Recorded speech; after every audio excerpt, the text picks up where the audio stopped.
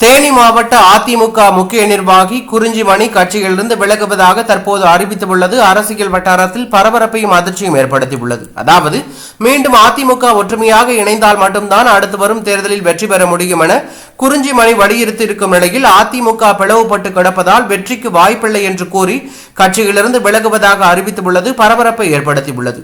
இவர் தேனி மாவட்ட அமைப்பு சாரா ஓட்டுநர் அணியின் செயலாளராக பதவி வகித்து வந்தார். தற்போது அவர் கட்சியிலிருந்து விலகியது அதிர்ச்சியை ஏற்படுத்தியுள்ளது. மேலும் அவர் கட்சிக்கு அனுப்பியுள்ள கடிதத்தில் மீண்டும் அதிமுக இணைய வேண்டும் என்று கூறியுள்ளது பரபரப்பை ஏற்படுத்தியுள்ளது. மேலும் இதுபோல நிறைய நிர்வாகிகள் வெளியேற வாய்ப்புள்ளதாகவும் தகவல் வெளியாகி அரசியல் வட்டாரத்தில் பெரும் பரபரப்பையும் அதிர்ச்சியும் ஏற்படுத்தியுள்ளது.